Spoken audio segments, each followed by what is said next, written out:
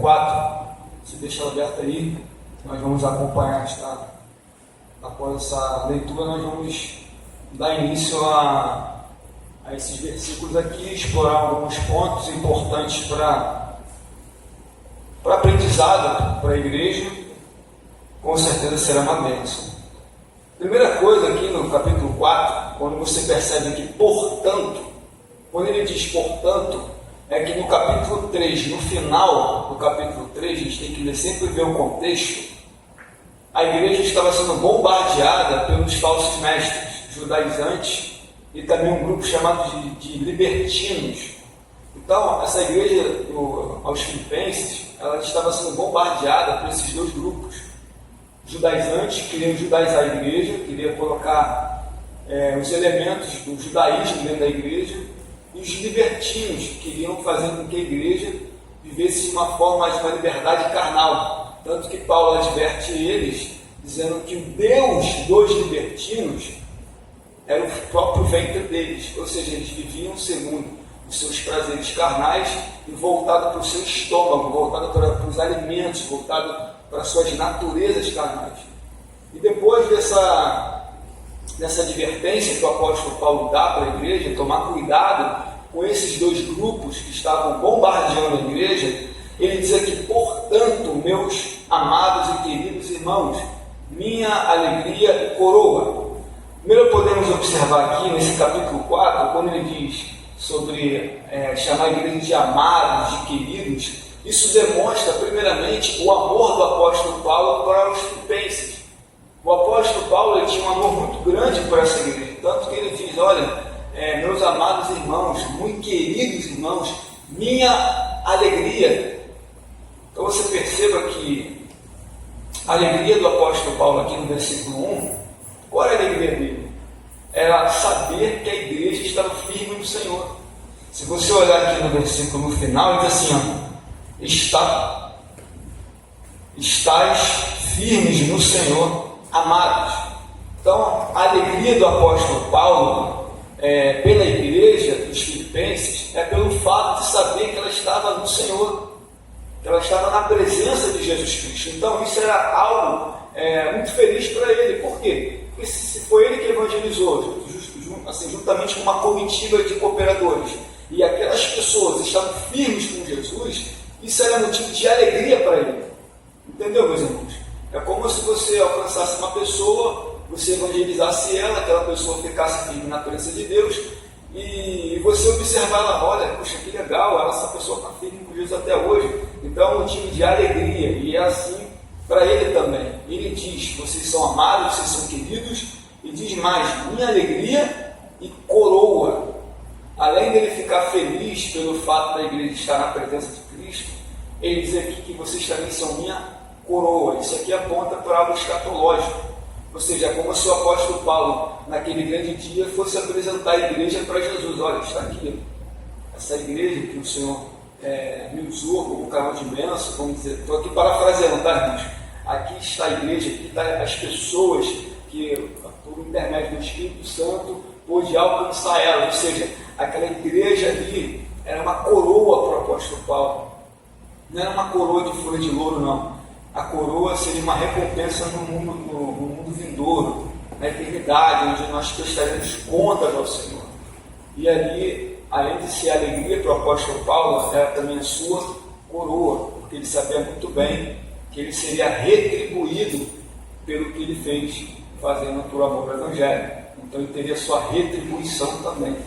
Tá bom, meus irmãos? Agora, no versículo 2, eu quero abordar aqui sobre os conselhos do apóstolo Paulo. Do versículo 2 ao versículo 9, vamos observar aqui sobre os conselhos que ele deu para a igreja. E o primeiro conselho é: rogo a Evódia e rogo a Sintique que sintam o mesmo no Senhor. Ou seja, eram duas mulheres que eram cooperadoras do ministério do apóstolo Paulo na Macedônia. Eram duas mulheres muito importantes para a ajuda do ministério do apóstolo Paulo naquele momento. Eram duas mulheres que cooperaram com o reino de Deus na Macedônia, por isso que você vê a importância de ter mulheres também trabalhando na obra de Deus. você vê que não era somente só os homens, mas também as mulheres também ajudavam, também cooperavam com o reino de Deus. E você percebe bem que no versículo 3, ele mostra uma preocupação muito grande com essas mulheres. Porque se ele diz, ele roga, está pedindo para Evódia e Síntique que sintam mesmo o Senhor, ou seja, que elas tenham harmonia, que elas tenham alegria no Senhor, ele vai dizer assim no versículo 3, outro conselho, peço-te ao meu verdadeiro companheiro que ajude essas mulheres. Quando você olha aqui para esse versículo, não dá para saber de quem Paulo está se tratando. Se é de Timóteo, se é de Erasto, se é de Epafrodito, se é de Lucas. A gente não tem aqui o nome da pessoa. Mas essa palavra companheiro aqui, no grego, significa sínzige, que poderia ser o nome pessoal, sínzige. Mas também alguns interpretam como nome pessoal essa palavra companheiro, ou também pode ser referir a uma pessoa, mas não com nome próprio. Então, independente de quem seja a pessoa que não está aqui no nome, ele pede para essa pessoa, para que esse companheiro que trabalha com o apóstolo Paulo, que olha, ajude essas mulheres que trabalharam comigo e com o Clemente. Então, mais um homem aqui, mais um cooperador do reino de Deus que trabalham comigo no Evangelho, com o Clemente e outros cooperadores. Mais um conselho do apóstolo Paulo aqui, além dele pedir para Evódia e Síntique que elas sintam mesmo no Senhor, tenham harmonia, para que o corpo do ministério não seja prejudicado, porque é muito importante a igreja ela ter um bom relacionamento. Não apenas relacionamento com os de fora, com os vizinhos, mas é importante a igreja ela ter um relacionamento entre os irmãos, a comunhão. Por isso, que o apóstolo Paulo ele adverte essa harmonia das duas estarem unidas. Então, esse problema, o apóstolo Paulo aconselhou a esse companheiro para que ajude essas mulheres, que elas tenham uma harmonia, que elas tenham uma comunhão. Por quê? Porque poderia prejudicar o corpo de Cristo. Por isso que é importante a igreja, nós aqui, estarmos sempre unidos, sempre em comunhão e crescendo para o reino. Amém? Mais uma coisa aqui que ele diz, e outros cooperadores, cujos nomes estão escritos no livro da vida. Então, existiam mais pessoas, além dessas que ele citou, tinham mais. Por exemplo, quando o apóstolo Paulo, em Atos capítulo 16, ele vai para a Macedônia, Lucas está com ele, Timóteo está com ele, Silas está com ele. Ou seja, Paulo, quando foi evangelizar na Macedônia, ele não foi sozinho. Ele tinha uma comitiva de pessoas com ele, cooperadores com ele. Então, esse conselho é muito importante que ele dá para a igreja, para as duas mulheres, elas terem a comunhão. Ele aconselha esse companheiro a ajudar essas mulheres. E mais outra coisa que é importante, que ele diz, olha, cujos nomes estão escritos no livro da vida. É interessante que ele parece que ele está fazendo uma comparação com a cidade de Filipos. Foi uma cidade colonizada pelos romanos, e eles tinham cidadania romana, eles tinham alguns privilégios, e como aquela cidade ela tinha um cartório, onde tinha o nome dos cidadãos romanos, e era uma cidade que ex-militares, eles moravam ali de uma forma, militares aposentados, que queriam ter uma vida tranquila, que queriam descansar. A cidade de Filipos era perfeita. E lá tinha um cartório, onde tinha um registro do nome dos soldados romanos, dos ex-soldados romanos, combatentes de guerra. E a Macedônia, a cidade de Filipos, era um lugar muito bom para se ver, muito bom para se morar. E ele faz uma comparação dessas pessoas, desses soldados que combateram, que serviram ao Império Romano, que agora estão aposentados, seus nomes estão escritos no cartório. E aí ele faz uma referência para os irmãos que trabalham para o reino, mas que não só tem o seu nome escrito no cartório, mas também tem o seu nome escrito no livro da vida. Então, ele faz uma comparação de que esse grupo de pessoas que trabalham para o reino de Deus, que estavam na Macedônia, na cidade de Filipe, os seus nomes não estavam apenas registrados no cartório, mas também estavam registrados no livro da vida. Amém, meus irmãos? Vamos continuar? Mais um conselho que ele dá aqui, no versículo 4, os irmãos estiverem contando, vai notando. Mais um conselho diz assim, regozijai-vos sempre no Senhor. Outra vez lhes digo, regozijai-vos. Outro conselho que ele dá aqui também é que para essa igreja regozijar no Senhor. E a fonte de alegria para a igreja dos Filipenses era em Deus. A sua alegria, a sua satisfação plena de ter a felicidade, de serem alegres, era no Senhor. E o apóstolo Paulo, quando ele está falando isso aqui para regozijar, ele está num cárcere, ele está aprisionado, mas ele encoraja a igreja a sentir alegria, regozije no Senhor, se alegra em Deus. E uma pessoa que talvez não tinha motivo nenhum para falar isso, ele como pastor, que pastoreou aquela igreja por um tempo, que discipulou, que cuidou, ele mesmo fala, olha, vocês se alegrem em Deus, regozijem-se no Senhor. Então, mais uma característica aqui do apóstolo Paulo, ele é aconselhando para essa igreja, e diz, outra vez lhes digo, regozijai-vos, se alegrem. Então, ele está dando uns conselhos para a igreja, ele está falando sobre os cooperadores, ele está falando sobre a harmonia, ele está falando sobre a alegria daquela igreja que ela precisava ter no Senhor, porque talvez a igreja poderia estar passando por momentos de dificuldade, ou de perseguição, ou de opressão, enfim, são hipóteses, mas que ele recomenda, olha, regozije, alegre-se. Versículo 5, mais um conselho, diz assim, seja a vossa equidade notória a todos os homens, perto está o Senhor. Outro conselho que ele dá aqui, sobre essa questão de equidade, é honestidade, integridade. Ele está pedindo para a igreja, olha, sejam íntegros, sejam honestos, sejam verdadeiros. Por quê? Porque se na cidade da Macedônia tinha falsos judaizantes, mestres judaizantes que queriam detonar a igreja, tinha os libertinos que queriam influenciar a igreja a viver de um modo carnal, ele está dizendo, sejam íntegros, não sejam como os libertinos, sejam justos, andem de forma honesta, porque perto está o Senhor. Mais um conselho que ele dá para a igreja dos Filipenses, para que ela fosse andar de uma forma honesta, e tem um outro termo também, que essa palavra equidade dá, é moderação.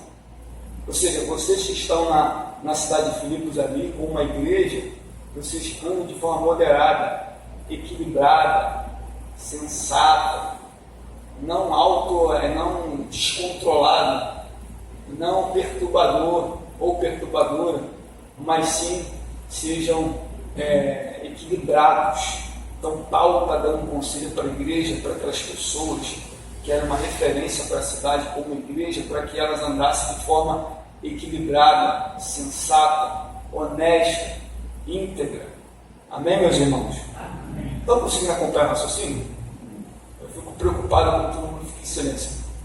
Vamos lá. Outro conselho que ele dá aqui no versículo 6, diz assim, não estejais inquietos por coisa alguma.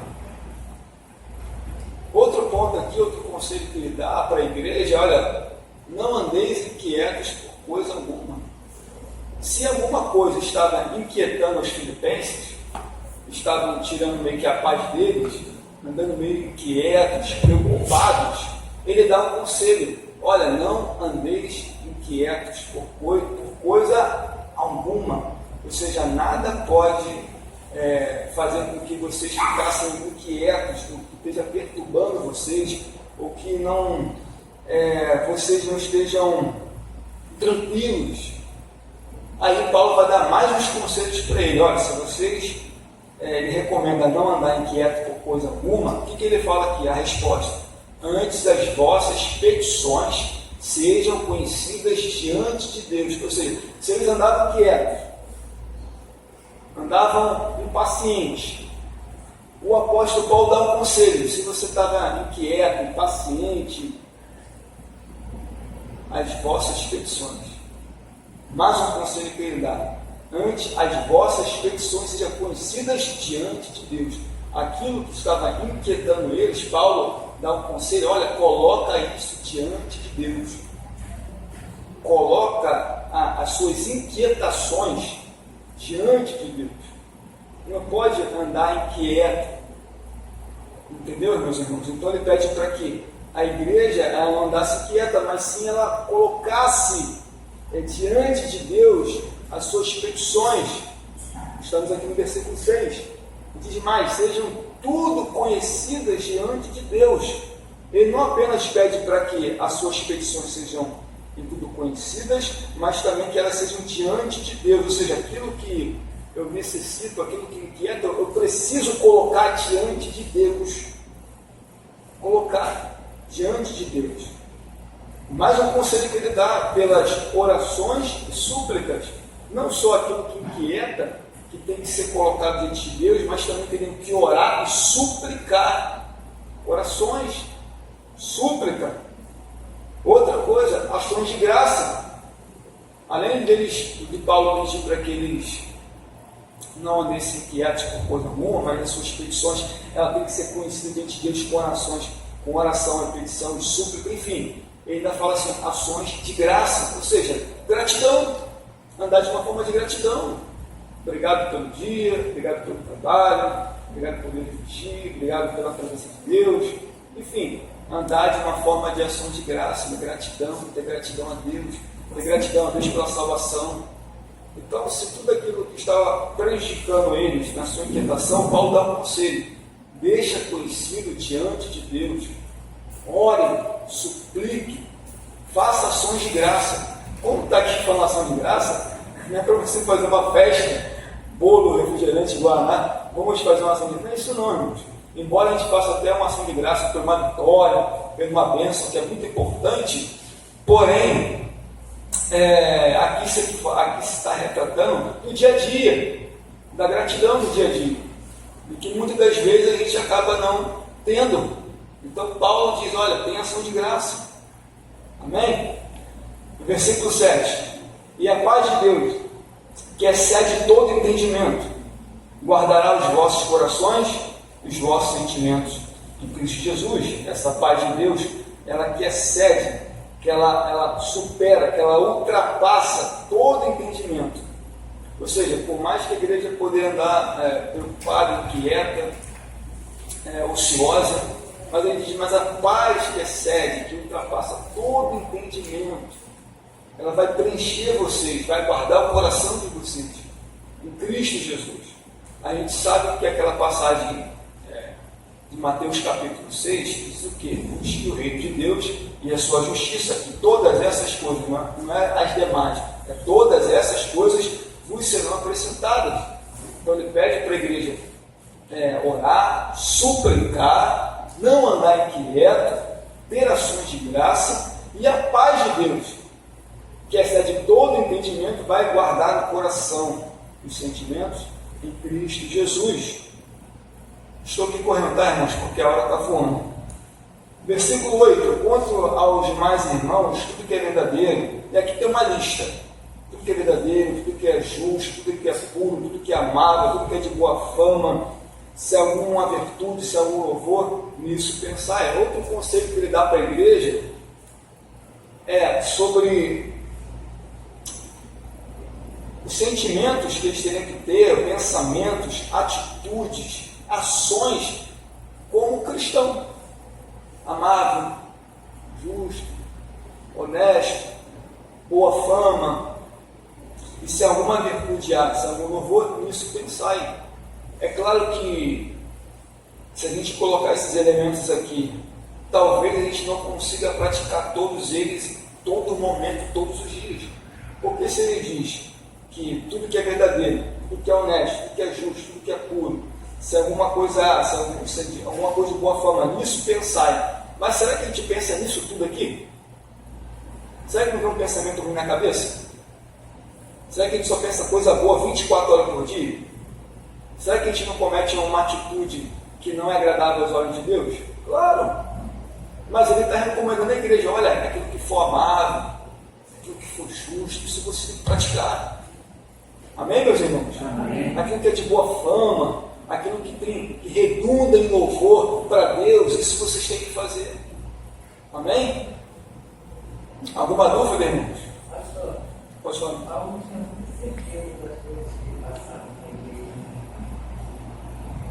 Ele não tinha dúvida.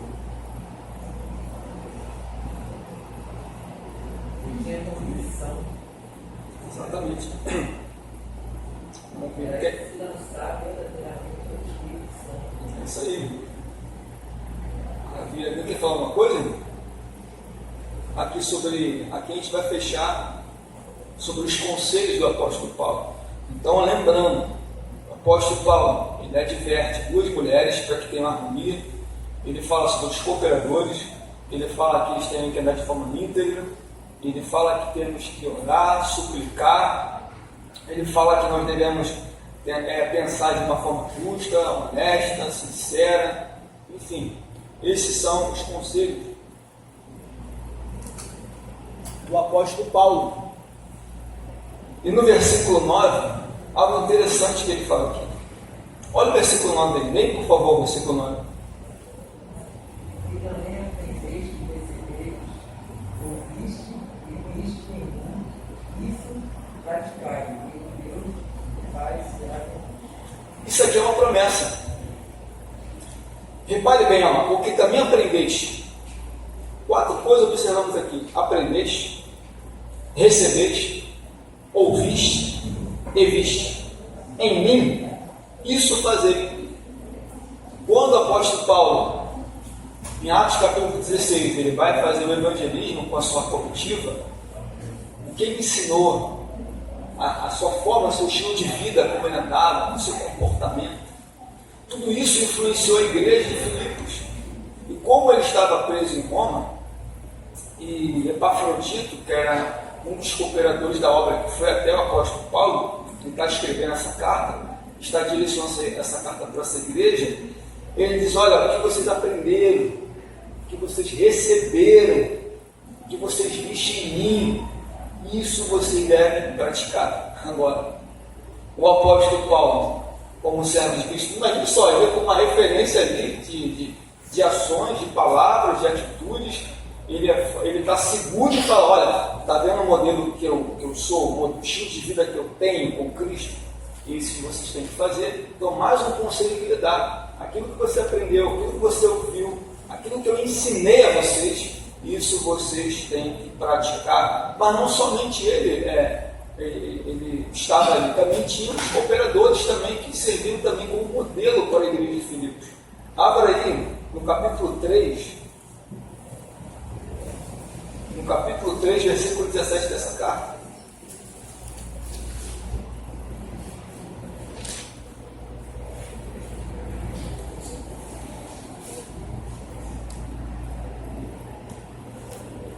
Lê alguém, por favor, versículo 17.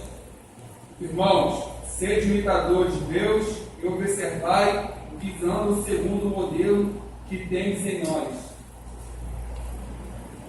Se ele está dizendo aqui no plural, é porque o modelo para a igreja não era só ele.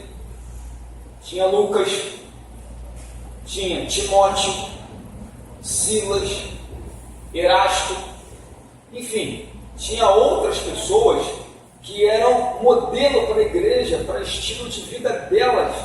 Então ele está aconselhando para a igreja, olha, que vocês aprendeste, você ouviste, isso vocês devem fazer.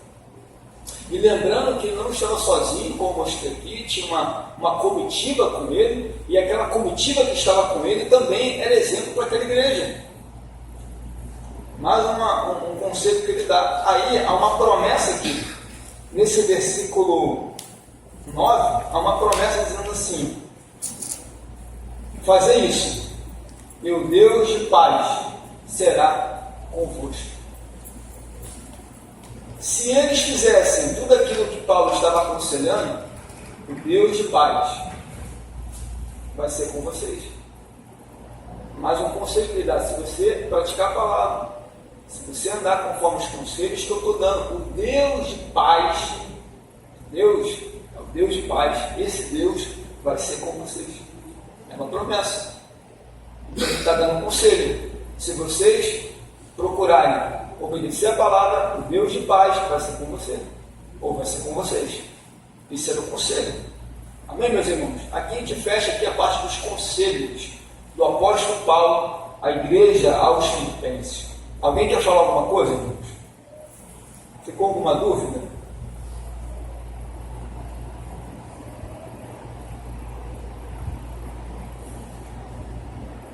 Posso prosseguir, irmãos? Vai cair na prova, irmãos. Vai cair na prova. Vamos lá, irmão. Meus irmãos, versículo 10. Agora a gente vai falar sobre um pouquinho das aflições do apóstolo Paulo, sobre as suas aflições. Vamos aqui abordar aqui o versículo 10. Leia por gentileza alguém o versículo 10 do capítulo 4, por favor. Ora, muito me regozijei no Senhor, por finalmente reviver a vossa lembrança de mim, pois já vos tinha me lembrado, mas não tinha tido a oportunidade. Agora vamos aqui destrinchar esse versículo 10, que diz assim: ora, muito me regozijei no Senhor. Vamos entender esse versículo aqui. O apóstolo Paulo, ele estava preso em Roma, como eu ouvi falar. Ele estava no cárcere, alugado por ele, porque não era o Império Romano que bancava. Uma pessoa que tinha que custear o alimento, a comida e a bebida. Ficava por conta do prisioneiro. Então, quando ele fala aqui sobre eu me regozijei no Senhor, ele está dizendo sobre a igreja de Filipos ter lembrado dele.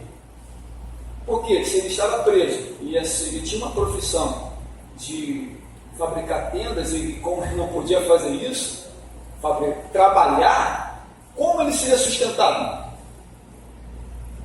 Mas Deus é tão bom que essa igreja dos Filipenses, ela é uma igreja abençoadora. Então ela lembra do apóstolo Paulo e vai levar oferta. Tanto que ele diz aqui, olha, muito me regozijei no Senhor. Por quê? Pela situação que ele estava vivendo, ele está se alegrando em Deus, porque a igreja estava lembrando dele para abençoar. Ou seja, Deus estava no controle da vida do apóstolo Paulo, enviando a providência para ele. Por isso que ele diz: eu me regozijo no Senhor, em saber que vocês lembraram de mim. E pode ver o versículo, no versículo 10, assim: pois já vos tinham lembrado, mas não tinha oportunidade. Ou seja, essa oportunidade aqui que ele está falando é contribuição financeira. Não tinha oportunidade. Mas Deus, como estava no controle da vida do apóstolo Paulo, e sabendo da situação que ele estava vivendo, a igreja dos Filipenses, ela lembra e ela abençoa. Aí ele vai: olha, eu me regozijo no Senhor, porque a igreja lembrou de mim e me abençoou. É mais ou menos isso que ele quer dizer.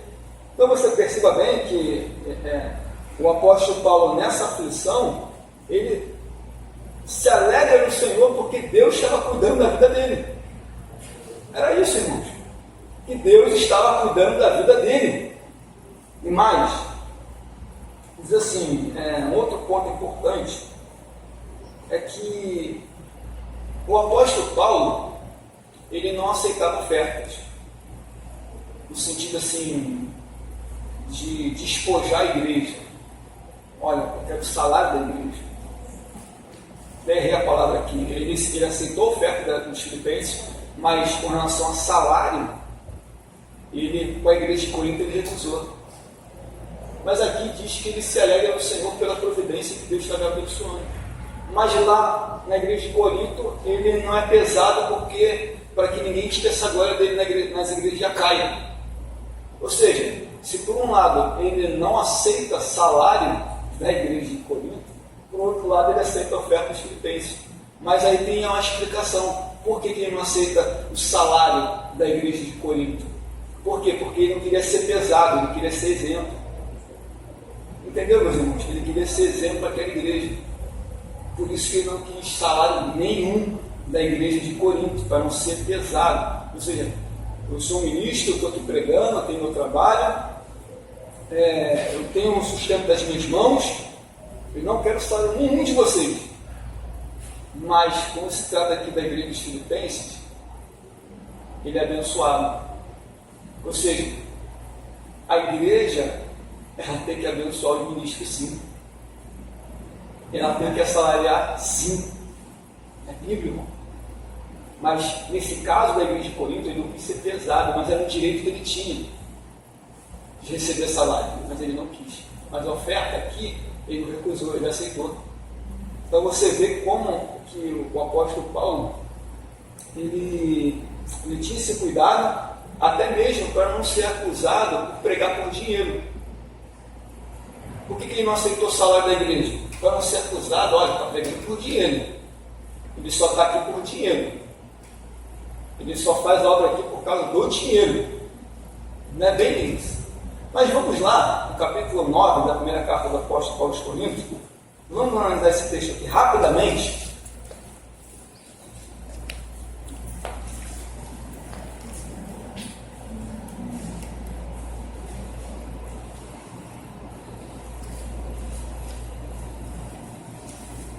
Capítulo 9.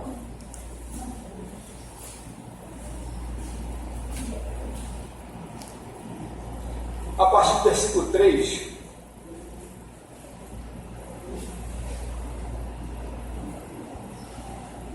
Até 11.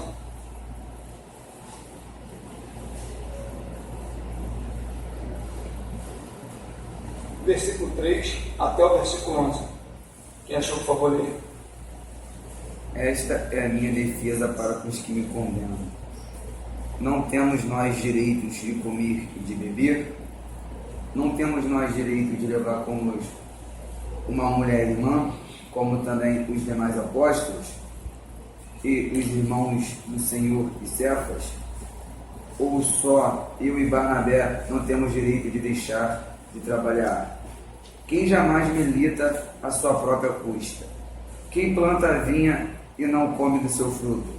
Ou quem apacenta o gado e não come do leite do gado? Digo eu isso segundo os homens? Ou não diz a lei também o mesmo? Porque na lei de Moisés está escrito: não matarás a boca do boi que trilha o grão. Porventura tem Deus cuidado dos bois? Ou não o diz certamente por nós? Certamente por nós está escrito: porque o lavra deve lavrar com esperança, e o que debulha deve debulhar com esperança e ser participante. Se nós, vós, semeamos as coisas espirituais, será muito mais que de vós recolherás as carnais? Versículo 12. Se outros participam deste poder sobre vós, por que não mais justamente nós? Mas nós não usamos deste direito, antes suportamos tudo, para não pormos impedimento algum no Evangelho de Cristo. Ponto. Você viu, irmãos? Aqui ele tinha direito. Mas ele não usou desse direito para quê? Para que o Evangelho de Cristo não seja impedido. Mas tinham outros que participavam aqui. Se outros participam deste poder sobre vós, por que não mais justamente nós? Se outros lá, os falsos apóstolos que deu carteirada lá para a igreja, ele estava recebendo, por que não eles? Mas ele, eu não quero dar esse direito. Ele cita várias passagens mostrando que era direito de receber salário. Um desses aqui é do boi. Você vê como o boi está lá na terra, ele está lá trabalhando, e até o próprio apóstolo Paulo, quando fala para Timóteo nessa passagem, diz assim: não amordaceis a boca do boi quando debulha. Se esse trabalha, tem que comer. Entendeu, amigo? Então ele tinha esse direito mas ele se privou para que o evangelho não fosse impedido. E queria ser um exemplo. Então ele tinha direito, mas ele abdicou desse direito para ser exemplo para a igreja. Diferentemente de como ele estava lá em Roma, a igreja, lembrando dele, e abençoava ele. Ficou bem claro isso aqui? Ficou bem claro, irmãos? Vamos prosseguir? Versículo 11. Lê alguém, por favor, versículo 11. Digo isto não por causa da pobreza, porque aprendi a viver contente em toda e qualquer situação. Versículo 12. Tanto sei estar humilhado, como também sei ser honrado. De tudo, em todas as circunstâncias, já tenho experiência, tanto de fartura como de fome, assim de abundância como de escassez. É interessante que aqui sobre as suas aflições, que ele fala aqui, ele diz, olha, não digo isso por necessidade, porque eu já aprendi a contentar-me com o que tenho. Eu não falo isso, essa questão, dessa providência divina, desse cuidado que Deus tem comigo, dessa alegria que eu tenho em Deus, de saber que Deus cuida de mim, isso que ele quer dizer, não por necessidade, porque eu aprendi a viver de forma abatido, de forma abundante, tanto a ter abundância quanto a escassez, eu aprendi a viver dessa forma. Eram as aflições que ele, como missionário, ele passava, as dificuldades que ele passava como missionário, como apóstolo. Então, tinha momentos que ele tinha em abundância, tinha momentos que estava escasso. Mas ele diz que estou instruído. O que eu vivi, as coisas que eu vivi, isso me instruiu a aprender a viver de forma abundante, escassez, abatido, ou animado, enfim. E diz assim, tanto a ter abundância como a ter necessidade, tanto a ter fartura como a ter fome. Então você vê o paradoxo dele aqui, da vida que ele estava tendo como apóstolo Paulo, que tinha momentos assim, era uma gangorra, bons e ruins. Era o quê? As aflições que ele vivia. Ele, como missionário, viveu isso, mas ele diz, posso todas essas coisas naquele que me fortalece. Você não quer ir? Se a gente entrar nisso aqui, nesse versículo, a gente vai ver que muitos lugares publicam apenas esse versículo. Não, posso todas as coisas, aquele que me fortalece. Aí bota aquele versículo grandão. Mas se você ver, é uma regra da hermenêutica, se não é um texto sem contexto, vira pretexto. O versículo isolado vira heresia. Então não podemos aplicar um texto apenas pegando um versículo, tem que ser o contexto, que vem antes e que vem depois.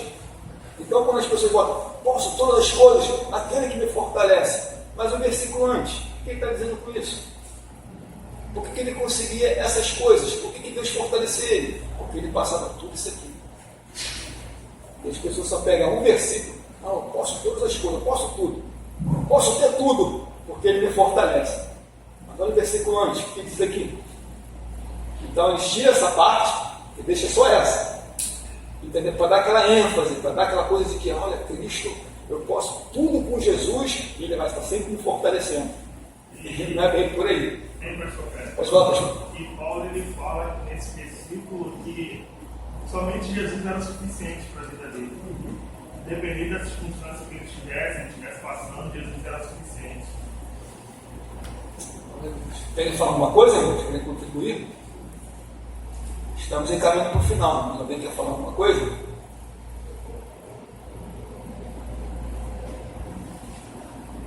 Amém. Vamos lá. Diz assim, todavia fizeste bem em tomar parte na minha aflição. Ou seja, a igreja, ela sentia essa situação que Paulo via. Ela era uma igreja que estava associada com ele, mesmo à distância, mas ela também sofria com essas aflições que ele passava. Tomar parte da aflição que ele estava vivendo. E a gente vai entrar agora em algo muito bom em saber dessa igreja dos Filipenses, que era uma igreja que contribuía financeiramente para a obra. para a vida do apóstolo Paulo. A gente vai aqui finalizar a contribuição financeira dos filipenses. Vamos ler aqui a partir do versículo 15. Alguém leia, por favor, o versículo 15. Leia alguém, por favor, o versículo 15. 15. E bem sabeis também vós, ó Filipenses, que, no princípio do Evangelho, quando parti da Macedônia, nenhuma igreja comunicou comigo com respeito a dar e receber, senão vós somente. Olha aí, das igrejas que o apóstolo Paulo plantou, juntamente com as suas comitivas, na Ásia, na Europa, em outros lugares, somente essa igreja, ela se associou em abençoar a vida do apóstolo Paulo. Tinha igrejas que tinham mais condições financeiras, como a de Corinto, mas não abençoava, era avarento. Mas Filipenses dá uma prova de contribuição para o ministério do apóstolo Paulo, por esse missionário. Diz assim, ó, bem sabeis vós, ó Filipenses, que no princípio do Evangelho, como partir da Macedônia, quando você olha lá em Atos dos Apóstolos, quando ele sai da Macedônia, ele vai em direção para Corinto, vai para Atenas, e de lá vai para Corinto. E aqui o texto diz que depois que ele partiu, nenhuma igreja se associou comigo com respeito a dar e a receber, senão somente vocês. Somente essa igreja que contribuía para a vida dele. Aonde está escrito isso aqui? Agora você vai voltar lá agora, na segunda carta do apóstolo Paulo aos Coríntios, capítulo 11.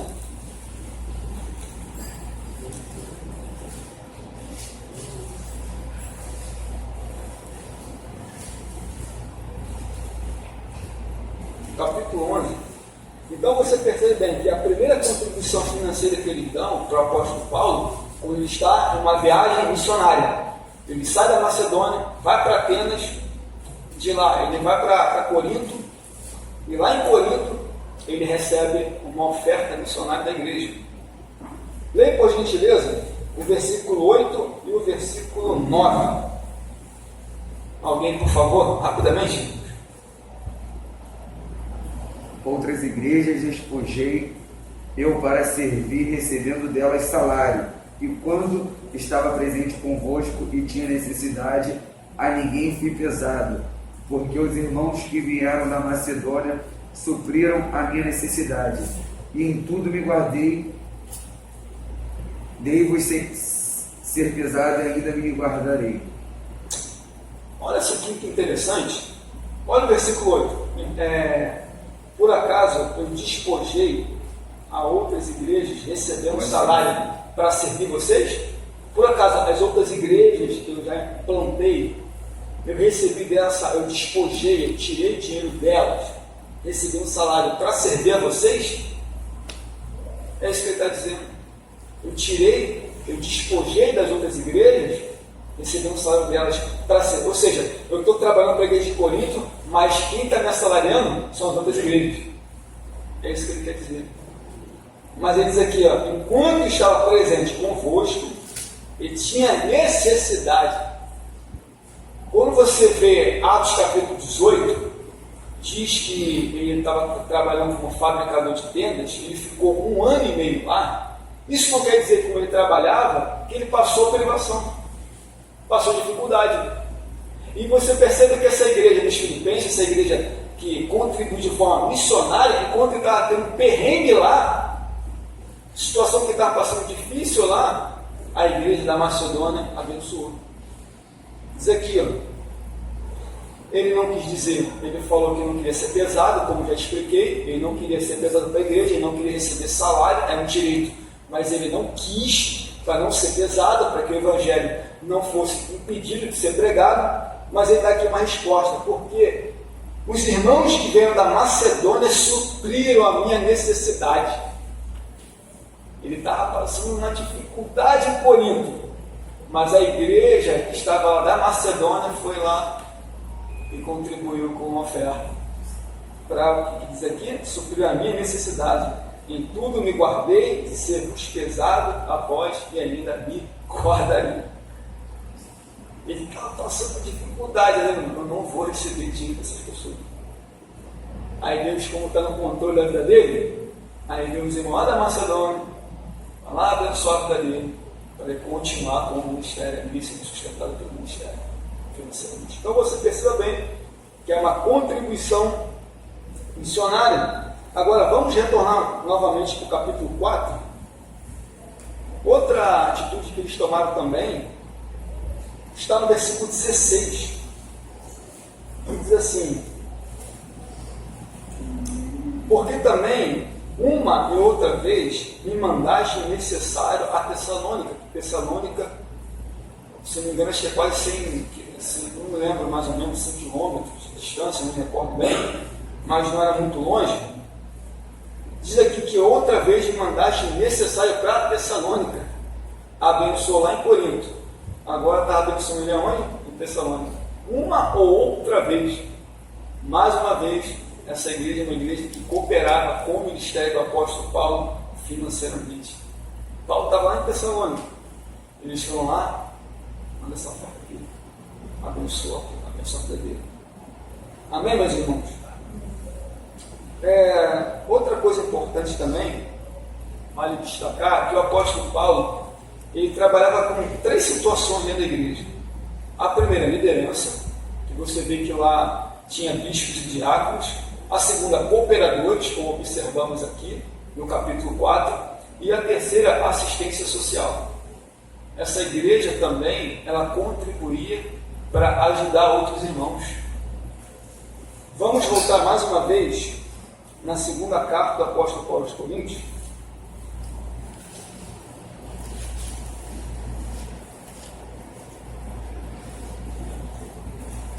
Capítulo 8, versículo 1. Versículo 1 até o versículo 5. Lê alguém, por favor, a segunda carta do apóstolo Paulo aos Coríntios, capítulo 8, versículo 1 ao versículo 5. Olha como ela também contribuía financeiramente para ajudar outros irmãos de outras igrejas. Lê, por favor. Também, irmãos, vos fazemos conhecer a graça de Deus concedida às igrejas da Macedônia, porque no meio de muitas provas e tribulação manifestaram abundância de alegria, e a profunda pobreza deles superabundou em grande riqueza de sua generosidade. Porque eles, testemunho eu, na medida de suas posses, e mesmo acima delas se mostraram voluntários, pedindo-nos com muitos rogos e graças de participarem da assistência aos santos. E não somente fizeram como nós esperávamos, mas também deram de si, e mesmo primeiro ao Senhor, depois a nós pela vontade de Deus. Olha aí, aqui o apóstolo Paulo está falando sobre a coleta, que ele teria que passar ali por Corinto, pegar a coleta ali e levar para os pobres da Judéia. E aqui essa igreja, ela também contribuía para poder ajudar outra igreja. Os pobres lá da Judéia, lá de Jerusalém. E essa igreja, segundo as suas posses, elas deram acima delas o que elas tinham. Ainda queriam dar mais. Olha só que algo rico, assim, interessante dessa igreja de Filipos, que acima das suas condições, das suas posses, elas queriam abençoar. Ela não só abençoava o ministério do apóstolo Paulo, mas também abençoava outra igreja, dando uma assistência. Então é muito interessante essa atitude dos filipenses. Vamos voltar agora para o capítulo 4, novamente lá na carta, estamos indo para o final. Versículo 17.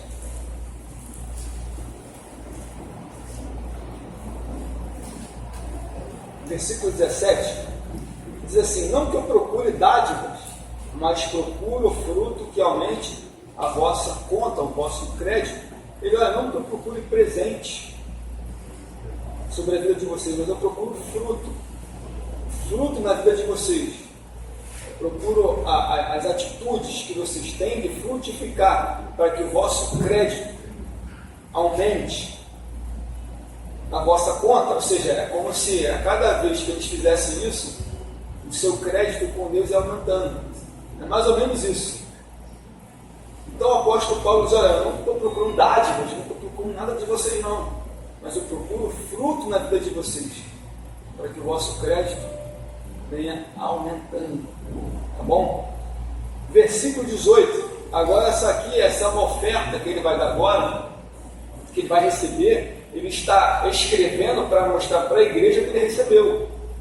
Ou seja, quando a igreja enviou Epafrodito para ele, para o apóstolo Paulo, no encontro dele, ele está acomodando aqui, esclarecendo: olha, eu recebi essa oferta, recebi o que vocês me deram aqui na prisão. Era isso que ele estava querendo dizer. Olha o versículo 18: mas bastante tenho recebido, e tenho em abundância, cheio estou, depois que recebi de Epafrodito o que da vossa parte me foi enviado. Olha que interessante aqui. A igreja aqui, ela estava, de Filipenses, enviou Epafrodito, levando uma oferta agora para ele, e Paulo vai aqui escrever: olha, eu estou cheio, estou satisfeito por essa oferta que vocês deram para mim. Agora, olha o capítulo 2, versículo 25. Na mesma carta, capítulo 2, versículo 25.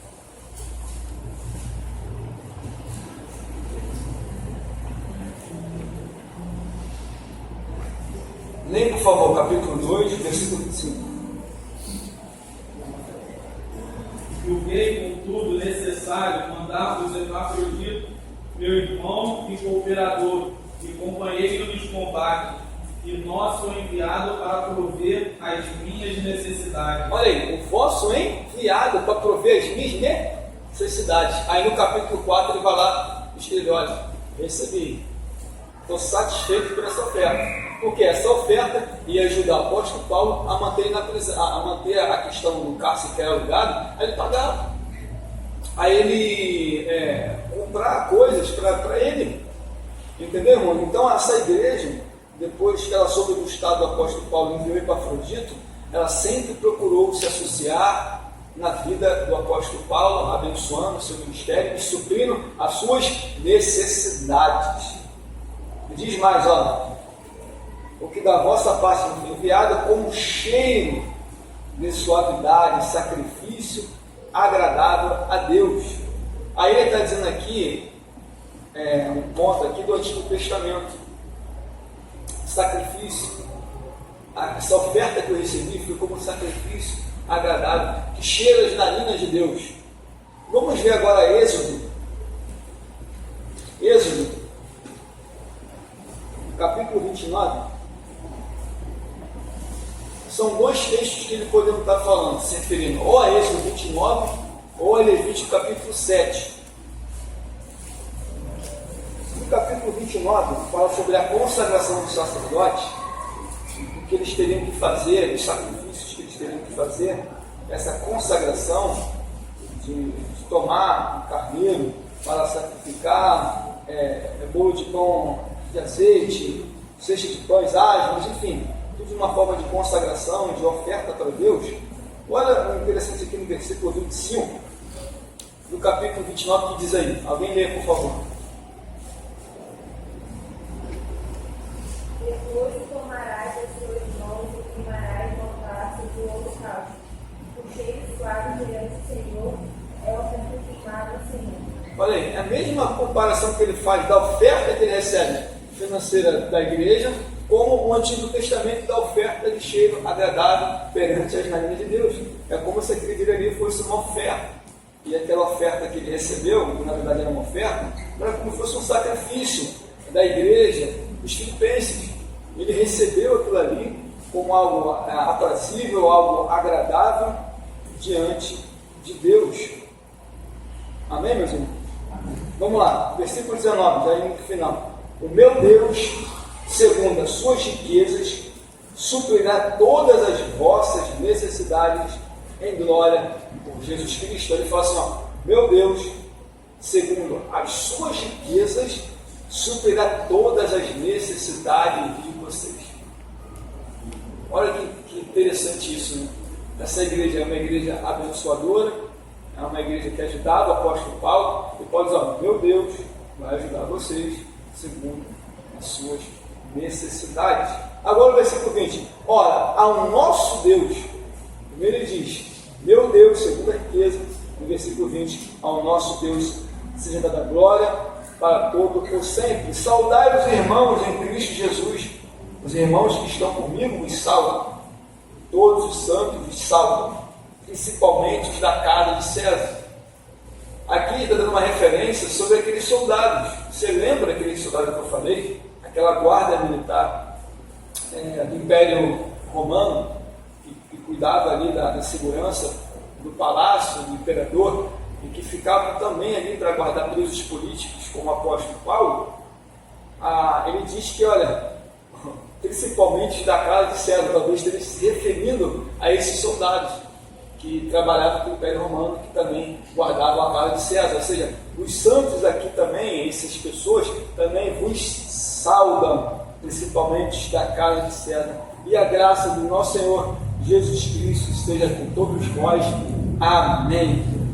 Amém, meus irmãos? Ficou alguma dúvida?